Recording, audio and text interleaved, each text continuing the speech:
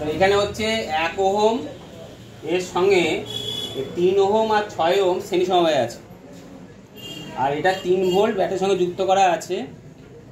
তো আমি কতগুলো কোশ্চেন বলবো, তার অ্যান্সার পরপর হবে। তাহলে মোট প্রথম কোশ্চেন হচ্ছে মোট তুল্যরোধ।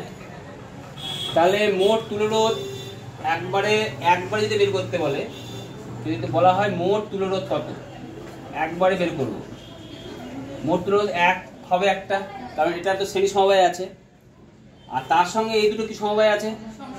তাহলে এই দুটো সমান্তরাল সমবায় তুল্যরোধ বের করার সূত্র কি বলেছিলাম, R1 R2, 3 গুণিত কত 6, R1 R2 by R1 plus কত R2, এটা শিখেছো তোমরা।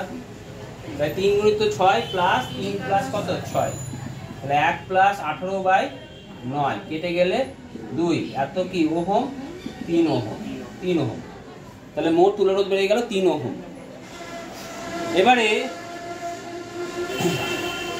এটা তোমার যুক্ত করা আছে কার সঙ্গে, 3 ভোল্ট ব্যাটারির সঙ্গে।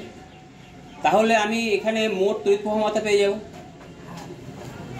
ওহমের সূত্র অনুযায়ী কি জানো তোমরা, V সমান কি IR। তাহলে I সমান কত হবে, V বাই R। তাহলে এখান থেকে আমি কি লিখতে পারি, অতএব তড়িৎ প্রবাহ মাত্রা কত হবে, V বাই কত R, মানে 3/3 অ্যাম্পিয়ার, মানে কত অ্যাম্পিয়ার, 1 অ্যাম্পিয়ার। বুঝে গেছে? শুরু করো। এবার যদি বলা হয় যে এই 1 ওহম রোধের মধ্যে দিয়ে কত তড়িৎ প্রবাহ হয়, তাহলে 1 ওহম রোধটা বর্তনীর সঙ্গে কোন সমবায়ে আছে, শ্রেণী সমবায়ের ক্ষেত্রে। তাহলে তার মধ্যে দিয়ে তড়িৎ প্রবাহ হবে বর্তনীর তড়িৎ প্রবাহের সমান। ক্লিয়ার? তাহলে আমাকে লেখা যাবে কি, 1 ওহম রোধের মধ্যে দিয়ে, একটা নেক্সট কোশ্চেন, 1 ওহম রোধের মধ্যে দিয়ে প্রবাহিত তড়িৎ প্রবাহ সমান বর্তনীর মোট তড়িৎ প্রবাহ কত অ্যাম্পিয়ার, 1 অ্যাম্পিয়ার। হয়ে গেল। এবারে যদি বলে যে 3 ওহম আর 6 ওহমের মধ্যে দিয়ে কত তড়িৎ প্রবাহ হয়। তোমরা জানো 3 ওহম আর 6 ওহম যদি বিন্দু ধরা হয়, এই দুটোর ক্ষেত্রে প্রান্তীয় বিভব প্রভেদ একই, এক না আলাদা। উভয় ক্ষেত্রে প্রান্তীয় বিভব প্রভেদ একই হবে। তা ধরে নাও, এটা আলাদা কোশ্চেন, ধরি যদি বলতো যে 3 ওহম ও 6 ওহমের মধ্যে দিয়ে কত তড়িৎ প্রবাহ হয়, তাহলে সেক্ষেত্রে কি করতাম। তাই ধরি 3 ওহম রোধের মধ্যে দিয়ে প্রবাহিত প্রবাহ মাত্রা I1 আর 6 ওহম রোধের মধ্যে দিয়ে প্রবাহিত প্রবাহ মাত্রা কত, I2 ধরে নিলাম। তাহলে এই দুটো প্রান্তীয় বিভব প্রভেদ কি, 1। তাহলে অতএব V সমান কি লিখবো, I1 ইন্টু কত 3 সমান I2 ইন্টু কত 6। বোঝা গেল? তাহলে আমি কি লিখতে পারি, অতএব 3I1 সমান 6 কি I2। তাহলে I1 সমান কত বলো, 2I2। ক্লিয়ার?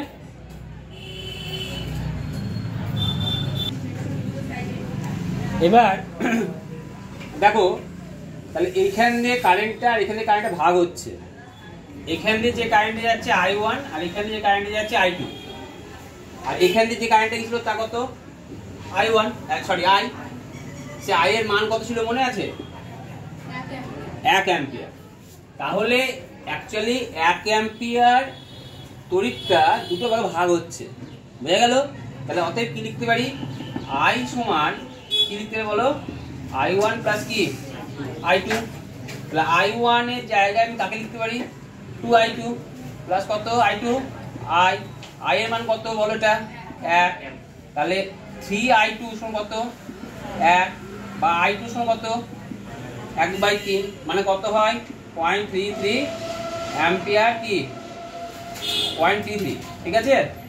আর তাহলে I1 কত হয় বলো, 2 ইন্টু 0.33 মানে কত হয় 0.66 বা 67 হয়, প্রায় 67 প্রায়, এটা কি প্রায় হয়ে গেল।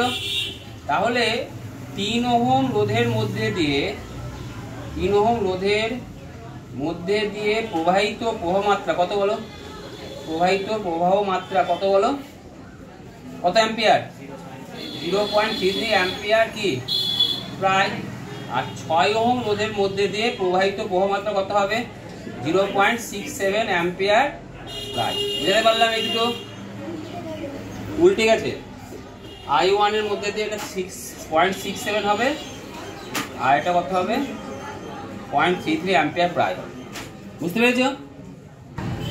এবার আমাকে যেটা করতে বলেছে, আর একটা প্রশ্ন বলছি, আমাকে যদি বলা হয় যে 1 ওহম রোধ যেটা আছে তার এই প্রান্তীয় বিভব প্রভেদ কত, তাহলে ওহমের সূত্র অনুযায়ী কি পাওয়া যায়, V সমান কি IR।